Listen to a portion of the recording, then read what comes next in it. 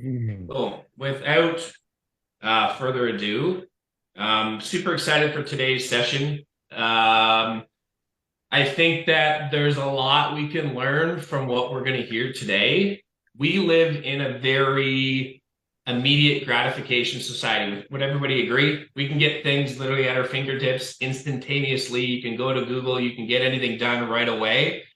But that's the reality of it is that's not how our real estate business becomes successful. We need to continually jam pack deposits of value into our sphere of influence, into our past clients, our referral clients, our vendors. And if we look back 60, 90, even a year, 365 days, what are we doing with our sphere of influence that will pay us back in business today or tomorrow or a month from now or another year from now? Right? Eventually, we get our business going and we stop doing the things that got us here. Does that make sense? Does anybody have a successful real estate business and you get a little comfortable, you get a little lazy, you get some rhythm going, and you think that this is going to magically happen forever? Well, I hate to break it to you, but it doesn't. We need to keep planting those seeds. We need to keep, again, making those deposits to our sphere of influence and we need to be consistent with that. And so what we're here today is Mica has really done a great thing. He's created essentially a blueprint to work your sphere of influence, something that he has proven, a proven concept of why he was Remax Rookie of the Year his first year out of the gate, 44 transactions his first year, because he worked his sphere of influence, because he knew people, but he took advantage of that. And that's what we all need to do a better job of, in my personal opinion. So, Mica, I'm going to lean it over to you. Take the reins, show us what you got. I truly believe you're going to be blown away by this. A full blueprint of how to work your sphere of influence the right way. And it's not just by picking up the phone and making those calls, because I think everybody talks about working your sphere of influence, but really the reality of it is there an actual roadmap? Well, we're going to see it here today. So, Mike, I appreciate you jumping on here, man, and kicking it off with a ton of value today.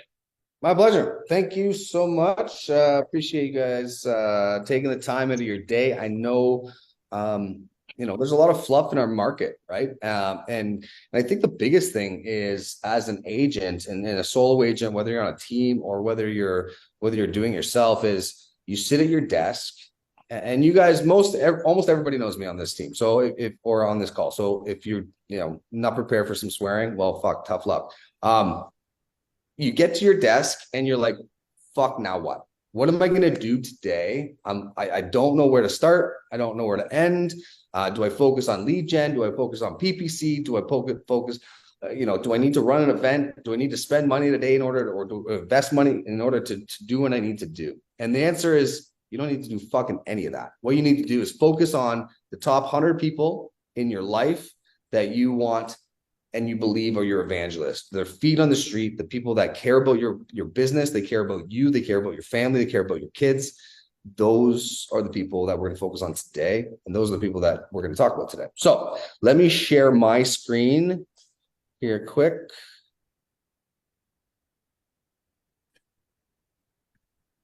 And then, oh, you're already getting something that you're not supposed to see. Whoa, whoa, whoa, whoa. Yeah. That's coming after. That's coming after. That's coming after. All right. Can everybody see this? Awesome. Okay, so I have a big announcement, and this announcement is what we're going to be running through today is actually going to be a new product, and this is not a sales pitch. This is the collective, and how much it is near dear to my heart, and I care about everyone that's on this. I actually want your feedback through this process too, because Top Agent in a Box is going to be going to market in the next 60 days. We're going to launch it globally, and it's going to be all intensive purposes, this exact strategy, all content, cards, stickers, items of value, everything in a box with a QR code with full video instruction directly to your house. It's a 90-day program, and I will have a guarantee on how many deals it will provide you within the first 6 months, or I'll personally give you your money back. So we're going to walk through this today. I'd love your feedback at the end. This specifically isn't going to be the entire program, but we're going to talk about why this is so important and how we go about it. So what makes a top agent, right? I mean, any top agents in here obviously can understand this, right? We need to have a specific strategy in mind. We need to consistently hit that strategy. And if you have the right strategy and a proven framework, you'll fast forward your career. You'll have a daily activity set that is just consistent and daily, and it becomes part of just as Towner has been able to gain a ton of gains in the last little bits because his consistent and his approach to the gym. It's no different. Real estate in your career is a muscle, and the more you are providing into it, and the more that you're working on it, guess what? The more muscle you're going to have. So, Towner, you look pretty good today, bud. You go to the gym Did you go to the gym this morning? No, I did. Of course you did. All right. What is our framework? Top agent in a box, we're prioritizing 4 crucial components to leverage your sphere of influence. Okay. One is identifying. If you haven't identified your sphere of influence today, if you haven't written them down, you haven't databased them, that's on you. Okay. First and most important thing is identifying who those top 100 people are. And we're going to go through that in a minute. Maintaining that SOI, right? What do we have to do in order to continue to churn out consistent growth out of our SOI and the people that love and are near and dear to us? Using that source for referrals, but we have to ask, right? And what's the process of asking? And then converting those into leads, and then really utilizing your SOI almost like PPC, almost like social media marketing, right? What is a sphere of influence? Everybody knows what sphere of influence? Yeah.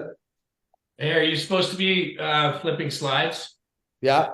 Okay, it's still the first one, which we're seeing top agent in a box. Oh, my screen is paused. There we go. Thanks, Spencer. Thanks, Benny. Interesting. Resume share. I got you, bro. I wonder if it's because can you guys see it now? We're just seeing the first thing you brought up, which is the top agent in a box. Okay, give me a sec. No sweat. Thank you. Can you see now? No, we're just seeing you. You haven't shared your screen yet. Fun. No, give me a sec. What is it?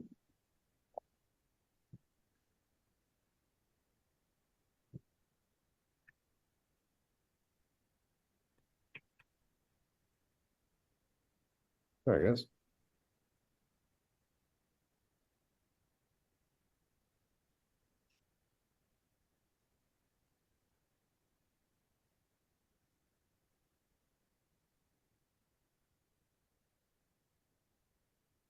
It doesn't want me to share anything.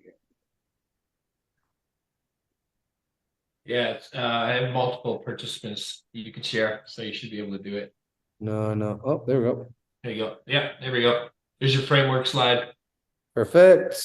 All right. Thank you. I'm gonna toggle a few of these just when I go to, I can't do, it stops it as soon as I go to full screen. That's why. Yeah, then don't. It's all good. Okay, perfect. As long as you guys can see that, that's all we need. All Let right. us know when you flip the next one. Yeah, there, it's working now. There we Perfect. go. All right. So we talked about obviously what is our framework, identifying, maintaining, using them as referrals, and then converting those referrals into leads. Okay. So what is a sphere of influence? Everybody has an idea of what a sphere of influence is, right? Yeah. And feel free, like send. I mean, this could be your dog groomer, right? But the basis of it is your friends, your family, your past clients, is your acquaintances, and really, if we nail the sphere of influence and the connectivity, the network of people, the relationships, the connections that we've had, this isn't from us being a realtor. This is from us being, in athletics. This is us being in tech sector maybe before, maybe you're in retail, maybe it doesn't matter what it is. We all have lives outside of this business. Well, some of us. But that is where our sphere of influence is going to come. If you want a full list of where I believe I pulled my sphere of, we have a list of 400 sphere of influence potential contacts. And that literally, I've shared this with Haley in the past. It's a 4-page document. It's like dog groomer, esthetician. Like it's things that you don't realize. These are people that you're paying into their businesses as well. So they actually care about you, right? And they actually want to talk about you, right? So my barber, first question every time I sit down, every 2 weeks, I sit with my barber, how's the restaurant? How's real estate? How's your wife? My wife's third. She's not even the first question, right? He doesn't even ask how I am. I'm like the 9th question. How's the restaurant? How's real estate? How's the business? So those are the people that we want to make sure that they, not only we're providing value to them, but we're providing expert content. So we're setting ourselves up to be an expert and a de facto standard in our business, in our community. All right, how do we build it? How do we build your sphere of influence? How do we shower our sphere of influence with so much value and seamless, entertainment and items of value that they become part of our business. And I'll tell you, if you do this properly, your evangelists and those 100 people will be the ones that feel like they're a part of your company, right? When year 1 to year 5, I have people that are like, oh, I remember when you did your first deal. I remember being excited for you when you won Rookie of the Year. I remember being excited they're not even a part of my business. They don't work for me. I work for them, but they have so much excitement following this all the way through. These are your evangelists. So how do we do it? We need to first identify it. So catalog and database them. Okay. And we'll get into what that looks like in a little bit down the line. We need to reintroduce yourself. I don't care if it's your mom. Your mom knows what you do. Your dad knows what you do. Your aunt knows what you do. Cool. But they're going to be part of the process anyway, because they're going to start again. If you think, yeah, well, Jim next door, he knows what I do. Cool. Don't send Jim anything for the next 5 years and see if Jim ever sends you one referral. Jim's not going to send you shit. It's not, because you're not explicitly telling Jim that you're an expert. You're not the de facto standard in what is to be in real estate, and you're not marketing to them, right? So you need to reintroduce yourself. You need to make sure your business cards are. You need to provide value. So what are those items of value? What are you sending? Whether it be a handwritten card, whether it be, we have 6 items of value, so 6 one-pagers. We know homes for buyers. We know how to sell your home. We know marketing. If you want to build a real estate empire, what does that look like? We have these items of value that we send out every 2 weeks for 90 days, right? And then in the interim, we're doing something else on the weeks that we're not sending out flyers, right? And that is personal connection. That is community involvement, regular communication via blog posts, social media, things of that nature. Offer giveaways, hosting events, showing gratitude, right? Saying thank you when somebody is like actively involved in your business, actively sending you referrals. Who calls them to say thank you? I appreciate you. Thank you. Like, that is such an important component of doing business with people, is just showing them how much you care about them caring about your business.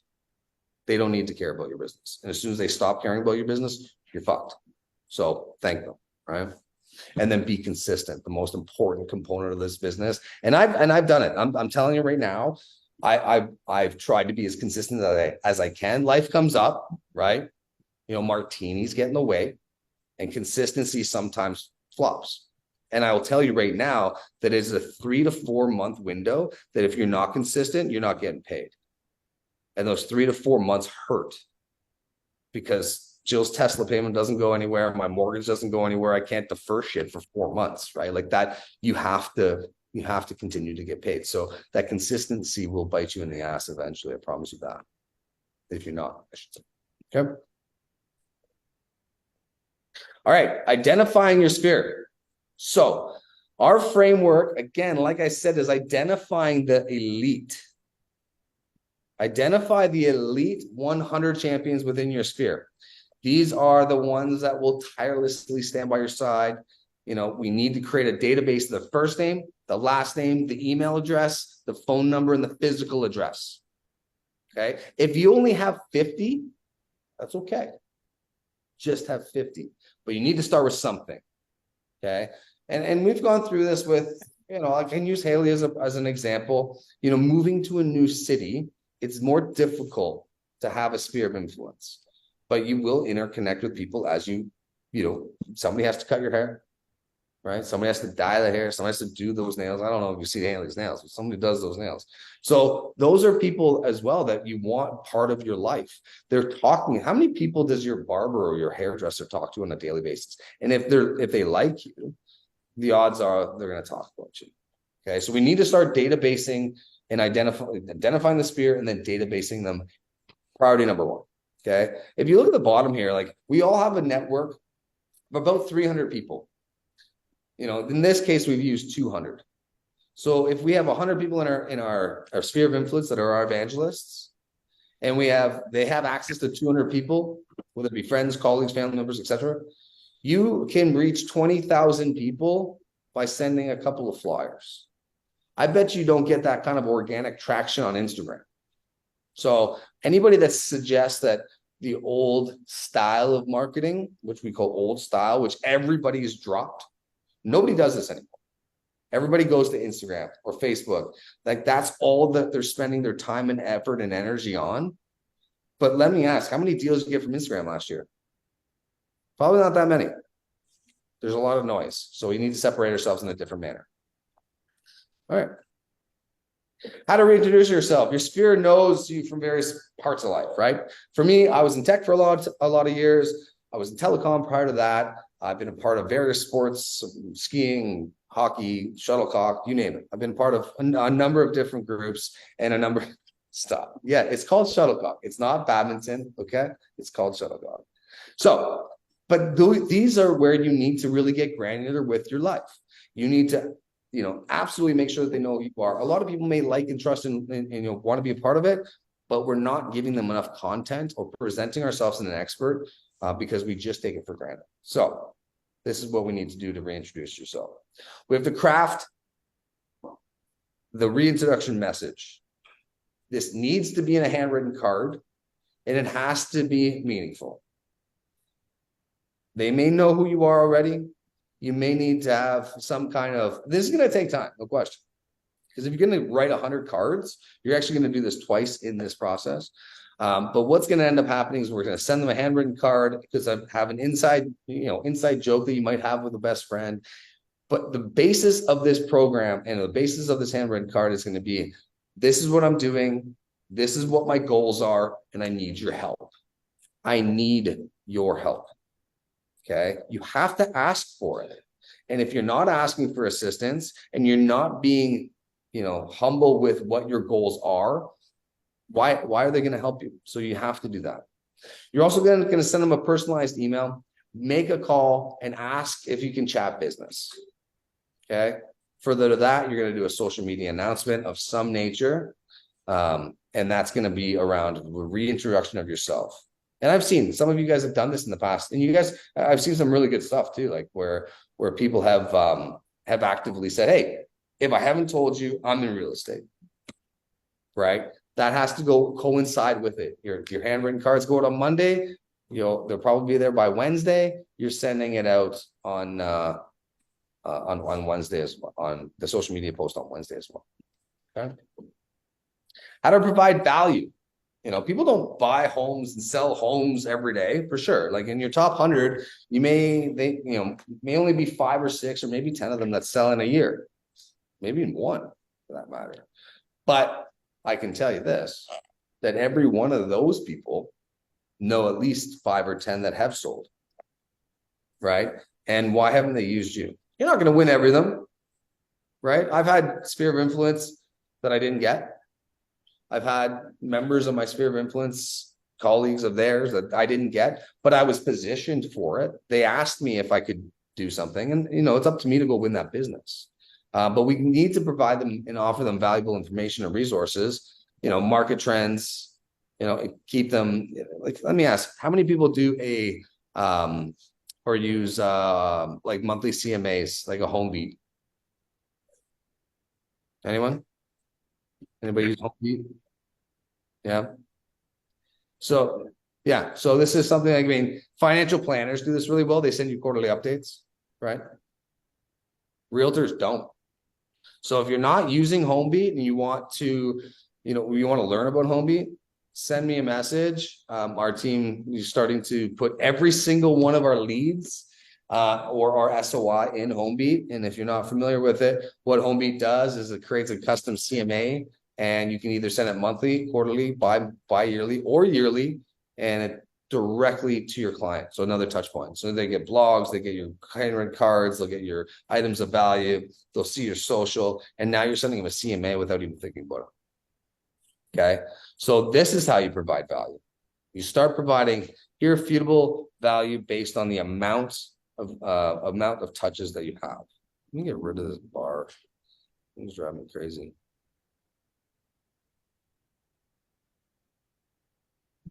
Yeah, I want to get rid of it totally. Can't see. Home beat or beat? Homebeat. Home Yep. beat. Okay, thank you. And it's Homebeat, and it's in it's part of Itzo. Cool. Okay, thank you. Yeah. Go to Cloud CMA and links, Cloud CMA, and then top right is Homebeat. Okay. All right, providing value. What does our framework look? What does the framework look like from whether it's top agent in a box or you want to build it yourself, right? It's not rocket science, but providing compelling and engaging content first and foremost.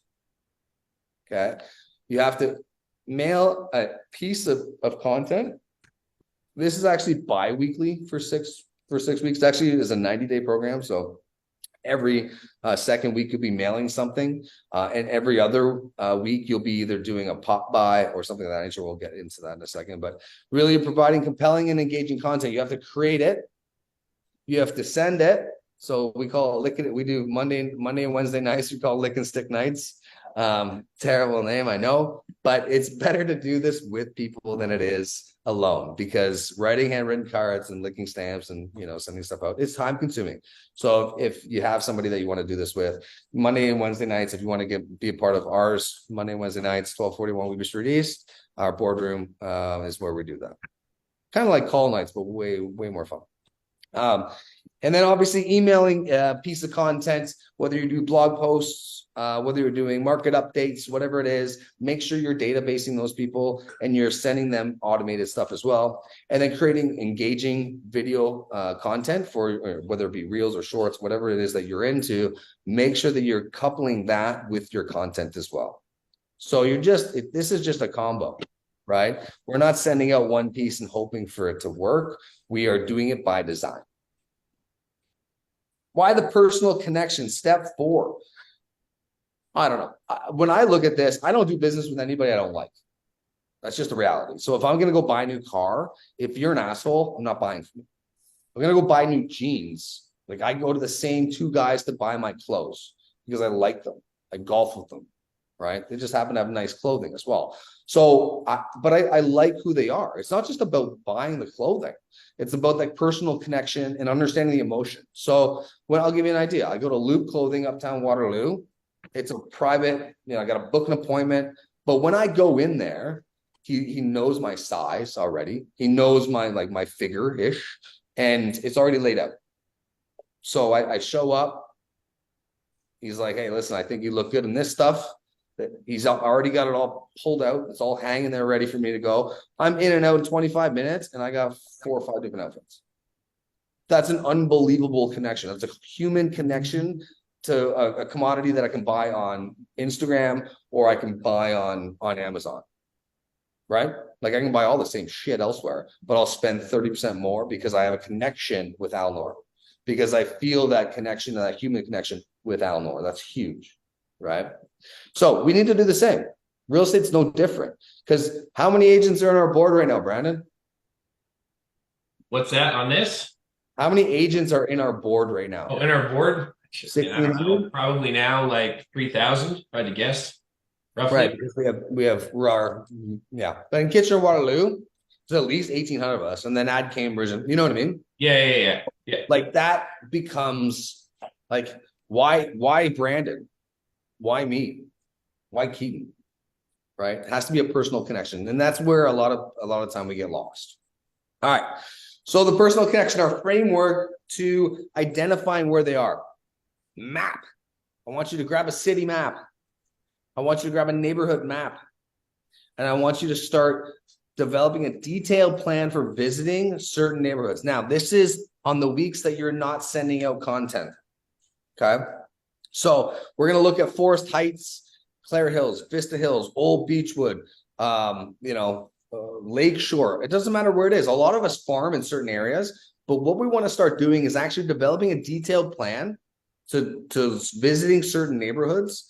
And we want you to start plotting them, just like, those big map, like world maps that people are like, oh, I've been to Cuba. And they put little plots. We're going to do the same thing for our top 100. And as well as I do, like Sundays, I try to plan out my week. Well, I know I'm going to be in Forest Heights for a listing appointment on Wednesday. Well, guess what? I'm going to put an hour on each side of that listing appointment. I'm going to go visit somebody that I know that is in that neighborhood. I'm going to do a pop by. Hey, it's Mica. I'm just grabbing a coffee. I'm in your neighborhood. Are you home? Perfect. I'll be there in 10 minutes. You're not stopping over for business. You're stopping over to provide value.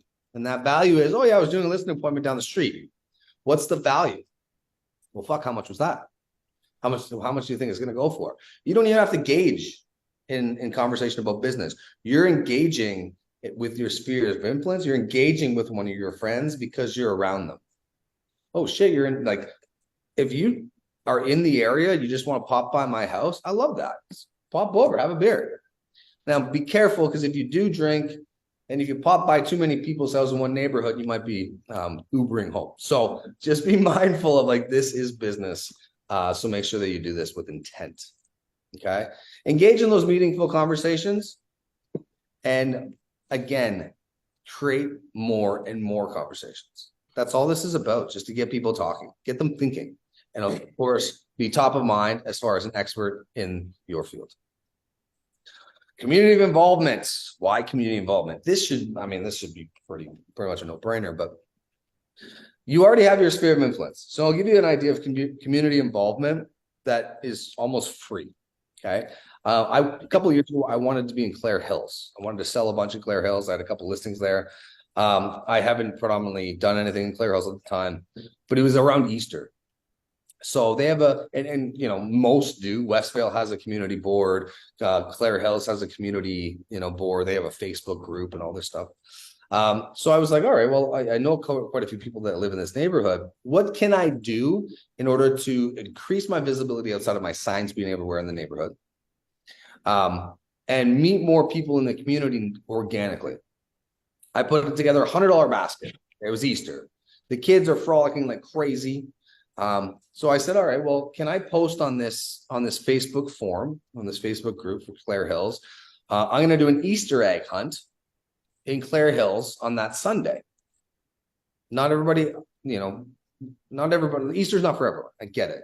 But again, this is where you have to pick and choose your communities too. Like, you're not going to be all things to all people. So expect some kind of, backlash if you do anything, because that's just the world we live in. But what I did was simple. I worked with one of my sphere of influence in that community. I said, listen, I don't know much about the community, but is there some like basic or things that people know about? He's like, well, it's actually, there's these 3 things. And then I'm like, where do I want to put this, basket? He's like, well, the big rock. I'm like, well, what the fuck is the big rock? Well, of course, there's this giant rock. It's just kind of off the side of the park, but the kids the kids that know. So I was like, okay, well, so I put 4 clues in 4 different areas. And then at the end of it, and I did it at 9 o'clock, 10 o'clock, 11 o'clock, and 12. And by 1 o'clock, the final clue came out. And it was this chaos. Like, he was sending me live feed from his phone. He's like, look at these kids. This is insane. So I got a lot of thanks from that. That cost me $100. So this is why you want to get involved in the community. You got to think outside the box, and you got to get creative with where and how you want to spend money. And again, in a lot of this case, I didn't spend much at all. And that has lasting relationships for me, is generated positive word of mouth. And to be honest, directly from that $100, I listed a property, double-ended it. The person that bought it, I sold their house, double-ended that as well, and helped the neighbor move. That was almost a $90,000 transactions on $100 basket. So it works. It works really well. Community involvement, what the framework is there, right? I mean, it's pretty simple, but identify your community. And this could be, subdivisions, or it could be ethnic communities. It could be sports communities, but identify what your community is. What is the basis of your backbone? Who are you? Right? I'm into skiing, so I'm a big part of the skiing community. I'm a ski instructor. I'm a ski patrol. I've been a part of the ski community for a long time. Spencer can attest to this. I mean, the guy's more involved in it than I am. But those people have the similar likes, and you want to engage actively with them. You want them to know who you are. A lot of people don't, in skiing for a lot of years, didn't know what I did. Right? We just enjoyed skiing together, but that's on me. That's my fault. So I need to, I really need to get involved. But as you do that, you're not doing it for the basis of work or real estate. You're actually doing it organically, and you have to do it with the generosity and the authenticity, if you will. So demonstrate leadership, empathy to boost your confidence within your network. Like, you want to be that person.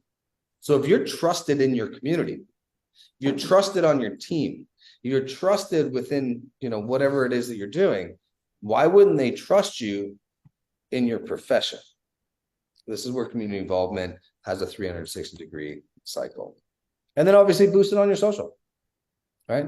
You want to be, people that are like-minded, that like skiing. I get more likes on my personal Instagram with me going to Whistler every year than I do anything else. If I post like, hey, I just sold this house, nobody gives a fuck.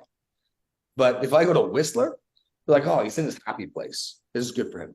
And people love it. And they respond to it. And that's what you want. You want to humanize yourself within these communities. Why is regular communication important? It goes without saying. If you're not top and center, I just actually was listening to what's his name? Gary V. And he's like, go home today. He's like, post 7 times every day for the next 90 days. I thought that's aggressive. He's like, you will be the only one that posts 6 to 7 times a day for the next 90 days. Only one. Nobody has that commitment. Nobody's going to give that type of commitment to their craft. So yeah, some people will be like, oh, that's a little much, but they'll remember you. So communication and regular communication is super important. I'm not suggesting take Gary V's advice. I mean, Gary V's worth $270 million. So maybe we should take Gary V's advice. But what I'm suggesting is you got to get regular. You have to commit. And if you're not going to commit to your craft and communicating with your sphere of influence, you're not going to commit to actually growing your business. Okay. So what does regular communication look like? What's our framework? Suddenly, and this is just the basis, right? Like, this is, if you do nothing else, you need to send email with a monthly update. What's the market doing? Okay. And I'm not talking about Instagram and social media, because I can go on Instagram and social media the day after the board stats come out and I see all of us do it. But not everybody's on social media. Not everybody cares. And I don't go to social media for market stats. I go to social media for entertainment, right? Unless you're entertaining me, I'm probably not going to watch it. And I think a lot of people are like that. So sending a specific market update via email saying it's a market update, and then add a bomb video in there if you want, right? It doesn't have to be just this. Add a bomb. Okay. Offer quarterly home CMAs for clarity and its true value. Clarify its true value. Again, this is talking about HomeBeat. HomeBeat's fantastic. Please look into that if you don't already know about it. Engage on social media. You have your digital presence there, so engage on it, but maybe not go to the full extent. Maybe provide them a little bit of value and then ask them for something. You want a full report? DM me and I'm happy to send that via email. Like you need something. The one thing that I think most people forget about, we are not in real estate. We're in the data collection business. Okay. So if I can collect your data, I can passively market to you more and more and more and more. And that allows me to become the de facto standard over you because I give them so much items of value, so much content that I'm going to win and you're going to lose. Birthday and anniversaries. This goes, and I'm actually kind of bad at this. I'm trying to get better at this. I forget my wife's birthday sometimes, and that fucking doesn't go over well. Anniversaries are worse. But if you can get really granular within your CRM, and you can start identifying birthdays, anniversaries, kids' birthdays, you will forever have clients, and you'll have next gen clients. I get photos all the time from my clients' kids sitting on my benches on Fisher Home. That's either a next gen client or it's a next gen realtor. Whatever. It's either I get a client or I get another team member. Fantastic. It could be great.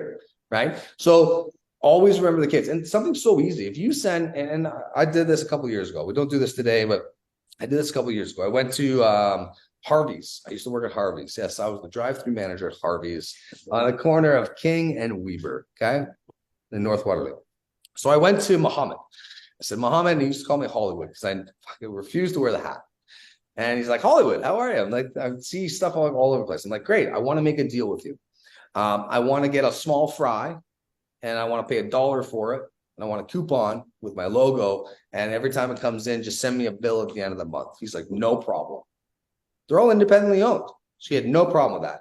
So now I send out a small fry, happy birthday with my business card. And then now we don't do it. We did it a couple of years. But that was something that cost me almost nothing. And I sent it to every kid that I knew for their birthday. Something so simple. And of course, the kids love me. And if you bring in the kids, who do you get? Right. Another example would be we do Blues Fest. Many of you guys have saw Blues Fest. We don't have anything for the parents. We bought 2,000 beach balls with our logo on it, because if the kids are attracted by something, guess who you get to stand in front of while the kids fuck around? The parents. How many parents did we meet? A ton. And how many beach balls did we go through? A lot. Small value, high, or a small price, high value. Okay. Do giveaways work? If you've done giveaways and they haven't worked, it's probably because you've done something wrong or inappropriate, or so there certainly is a portion of giveaways that do capture attention. They encourage active participation and they reinforce loyalty, but you have to do it in the right way. Okay, so there's our framework for how we do giveaways. We always surprise with an experience. So it's never money driven. It's always something. Again, I know my clients. I know who I do business with. I understand what they like. I understand what I like. And that's probably why they're clients, because we're always kind of doing something in kind of the same regard. Track what you put out. Consider the kids, right? If it's something family oriented, last year we did a ton of Rangers tickets. I've done stuff to my restaurant. Pull what you can from people you know. You also probably have people within your SOI that want to get involved, right? I saw Marlena last week. Sure, her cousin has a booth, I believe, at the market, right? So that might be an opportunity for Marlena to get involved with her cousin so that they could do a gift basket. What does that do? It promotes Marlena, it promotes her cousin, but at the same time, it also pulls this community and the care on both sides together, right? Like that's really, really cool. Make sure you add a handwritten card or a personal note along with the gift, or make sure you're there. If it's a Rangers game or a dinner or whatever, make sure you pop in, right? Don't just do it for the sake of doing it. And you can do it for, gaining followers but that people see through that, right? Like you want to do it to your sphere of influence. You're not doing this to the greater good of like Instagram. Instagram doesn't give a fuck about you. Right? These 100 people do. So let's focus on them. So when you're going to do something of this nature, let's figure out what the lasting impression will be with people that actually are going to refer you. Okay. And again, last but most importantly, do not offer cash. There's no cash or discount or like, hey, I'm going to give you a 1% listing. No. Absolutely not. That's just that's career suicide. It's not going to make any difference. Okay. Hosting events. Should you host an event, and what should we be looking at when we look at hosting event? Hosting events for your sphere is so powerful. Okay.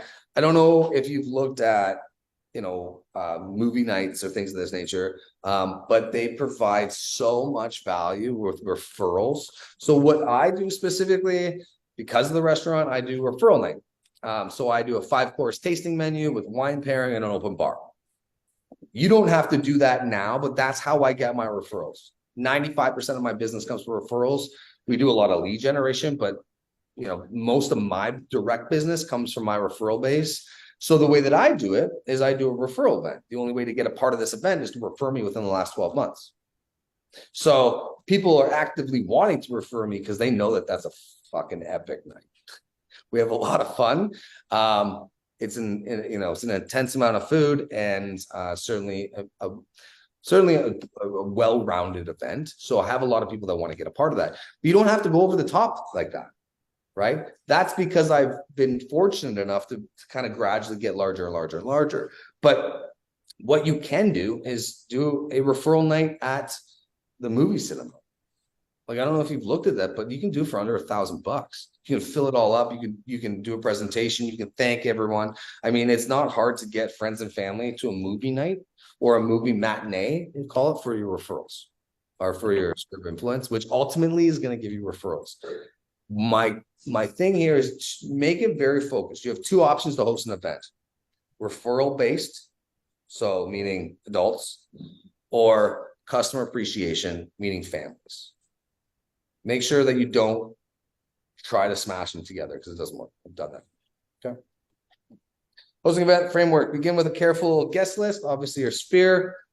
Choose the right event for your message. Like I said, design the event around the preference of interest of your sphere. Again, like if it's referral based, then it's got to be one direction. If it's kids based and family and appreciation, it's one direction. But it's also the interest. Again, going back to that community. What is the community like, right? If you surround yourself with a bunch of ski instructors and or hockey players or whatever, knitters, crocheters, whatever, make sure that you're doing something that follows their interests. Highlight your expertise as a realtor throughout the event. So make sure that it's not just giving stuff away. Make sure there's items of value there. Make sure your brand is very well presented. Make sure that there's a giveaway of some nature, whether it be your business cards, whether it be all I'm asking you to do is move out of the bike lane. Sorry? Of course not. But that's just the law. It's not safe. I don't want to go into the conjugal lane. I understand it. I am, in fact. I don't know who that is. I'll find it though. I'll mute it. I think it's Fabio. Okay, there we go. Yeah. He's having a great old time over there. I got him excited about the event hosting. And then express your appreciation. This has to be organic, but like if people are going to take their time to come to your event, just organically and with so much pleasure, you should be thanking them. Like that gratitude has to be very sincere. So make sure that that's part of it. Okay. Why gratitude? I think we start the calls every week with gratitude, right? I mean, we need to be grateful. We live in a wonderful country. We have an incredible opportunity ahead of us. I think that ultimately it deepens the connection with the people around you, right?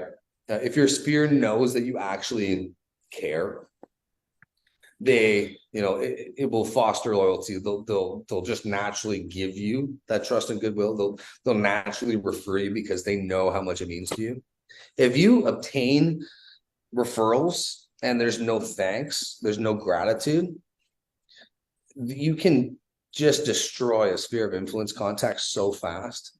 Oh, that guy's an asshole. Like I didn't even say thanks. Right. So it has to be like you can't fake your way through SOI. There's no way. Like it has to be these positive energies and these positive interactions have to come. And it will be long-term. That long-term success will be there and it'll be very fruitful if you do it with organic and natural gratitude. You can't fake it. Like this has to be real. Okay. What's our framework? Handwritten cards. I can't stress enough handwritten cards. I know it sounds ridiculous, but I still have a handwritten card from my great grandmother. Bless her soul. She's still with us at 104, but I'll have that handwritten card until I pass because it meant a lot to me. Not to say that your handwritten card is going to be my great grandmother's and have the same impact, but it could, right? It very much could. So make sure you send those handwritten cards, and don't just send them while you're doing your items of value. Send them because somebody did something nice for you.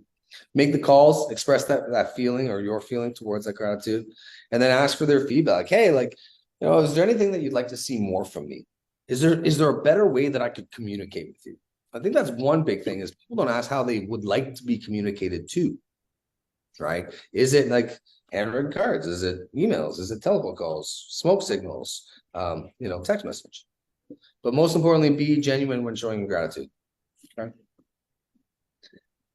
Consistency, why does it matter? It is the cornerstone to our success. We talked about this earlier. Is like, I've been super consistent in my business, and I've had lulls in my business. And I can tell you that if you just stay consistent and you maintain those habits and you're unwavering towards the dedication to your goal set, you will be the best agent that you can possibly be. And I can tell you this too, you'll be in a headspace, in a mindset of abundance that will allow you to grow faster and at a much faster rate than you ever thought possible. Guarantee that. Maintain that consistency is only one thing. Repeat, and conquer. That's it. There's no special formula to it. There's nothing crazy to it. You just have to get up and do the same fucking thing a day, again and again and again. I'm sure leg day for Brandon is not fantastic, but Brandon's legs are fantastic, right? Like that consistency has to be there. All right. Why is sphere of influence so important? We maximize leads, we maximize referrals, and repeat our business. Simple. That is the game plan. Top agent in a box. This is the first time that I have presented this. This is the first time anybody's seen it. Obviously, this presentation is a little bit different, but it shows you a framework of what our product's going to do. So any candid feedback, I would love to hear from you guys offline. If you have any feedback for me, how our process works, what this potential has, or if you're interested in top agent in the box, please feel free to reach out to me directly. But that's all I have. So thank you guys so much for your time. I hope that gave you some kind of insight into what we do for SOI, and maybe there's a couple of pieces in there that and nuggets that you guys took away. Happy to send or field any questions as well. We'll get that in there. I appreciate it, Mica. Yeah, I think the biggest thing that I'm hearing here is just, putting in the work and being consistent with it, but having this blueprint in order to take the steps in order to start either gaining or regaining that confidence back in the people that already like, know, and trust you, right? We're all out there trying to find all this new business when we have our lowest hanging fruit right in front of us. And how can we maximize that and get those referrals, build that trust and confidence so people go out of their way to obviously use themselves rather, but also to refer business, be confident enough to refer business to you. So there's some things that really sparked what I need to get out and do. Some of the things I'm doing well are those handwritten cards and hitting the birthdays and the anniversaries. But the things I haven't done consistently that have worked really well in the past for me are those events, are those in-person events. So you triggered me to take action on that. I'm going to try and do one in the next 60 days for sure. Cool. Yeah, and that's what this is about, right? I mean, you know how high your confidence will be once your phone starts ringing organically? Right. Right. Yeah. Inbound referrals. What a business. Does anybody have any questions for Mica? We've got a few minutes here. Anybody have any questions for him in terms of what he just presented? To get some clarity on that. First of all, who's going to go ahead and take some action on this? I definitely am. Right? We're certainly going into a year that's probably going to be a little bit slower than normal. This is going to be crucial to your business in 2024 and beyond. One of the things that you said, and actually I always refer back to Let's podcast because it's just so good and it always just seems to like click. But for these bad habits to kick in, it only takes like 60 to 90 days and you'll feel it, right? But for those good, consistent habits, sometimes they take 12, 24, 36 months for you to get that gratification, to get that fruit for your business to be successful. So we need to be consistent with that. We take our foot off the gas for a quarter, and all of a sudden, those paychecks aren't coming in anymore. And that's on us. That's on nobody else. So we just have to remember that the next time you don't feel like putting in the work. I know I'm going to remember that. If I don't want to write that card, I don't want to, stop at John's house down the street when I'm driving past it. I'm going to, because I know that I'm going to feel that fruit sometime down the road. So that was freaking awesome reminder, man. Thank you for that. Any questions?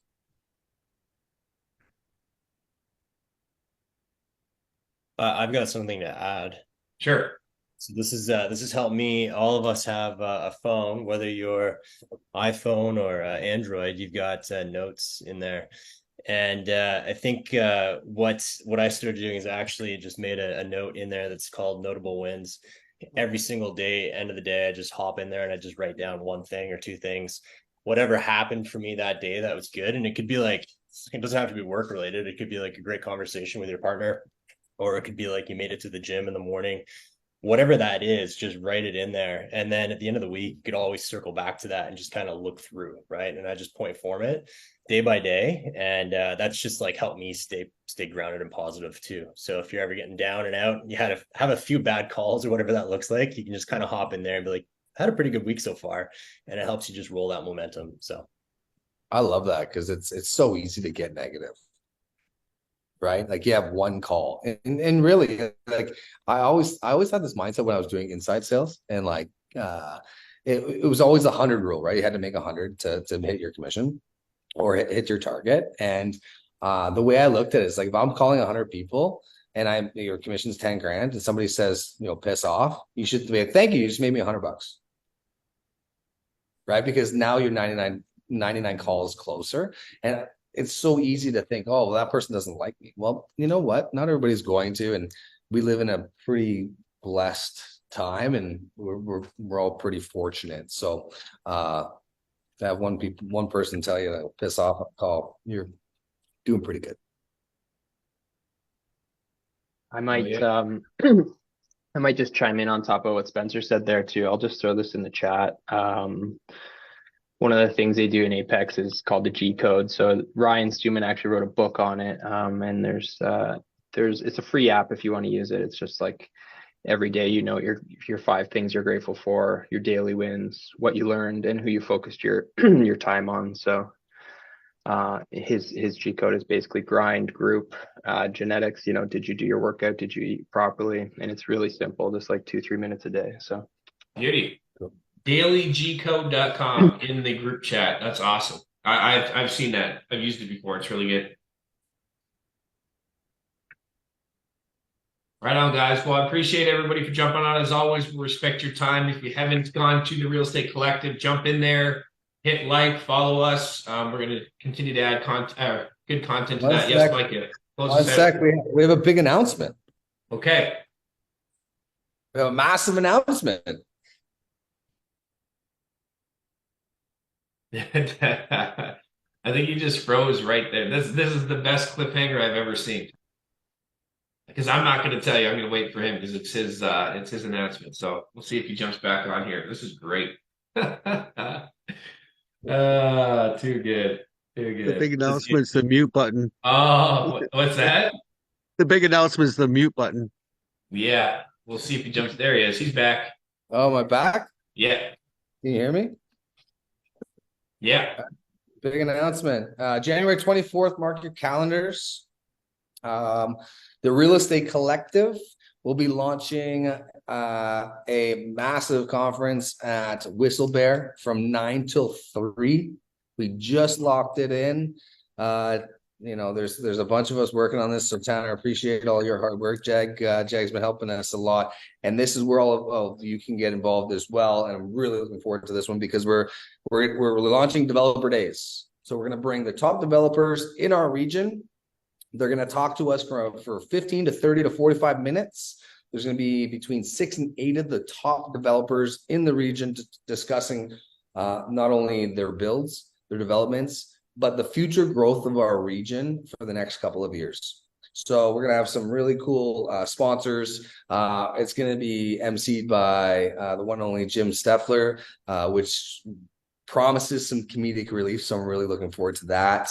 But also, if you have anybody that'll be interested in sponsoring this program, we will have the whole facility. So this is a big conference. We'll have probably 250 agents there. But if you have anybody that would potentially want a booth there, we will have about 10 booths up for grabs, whether it be home inspectors or photographers or whatever it may be, somewhere in and around the real estate realm.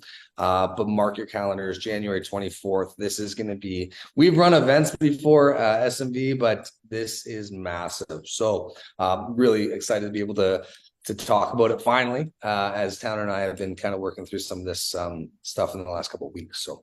Yeah, it's going to be huge. Think about that. Think about the value of this event. All the top builders in our region coming together under one roof. We've got literally the best venue we could possibly get. There's going to be a breakfast. There's going to be a lunch. There's going to be top speakers.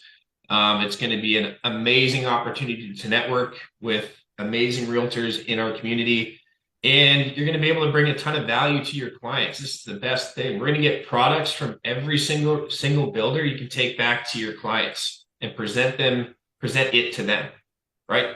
We're thinking about what can we do to provide value. This is another phenomenal touch point to bring to your database, to your sphere of influence, right? We're talking about this today. So this is going to be an incredible event. I'm super excited. And thanks, Mica, for taking the charge on this one. So we'll get you some more details as they unravel, but what is that, 2 or 3 months out? 3 months out. Yeah, it's a ways. It's going to take a lot of planning, and we've just begun that. So it's going to be badass. It's going to be badass, and we have a special guest joining us. We'll save that for maybe a little bit later, but we have a wicked special guest and keynote traveling in. So looking forward to this one. You got it. Right on, guys. Thank you. Have an amazing 2 weeks. We'll see you in 2, and I'll get the recording in the collective Facebook group. Cheers. Thank you. You're welcome. Thanks. See ya. Bye, guys.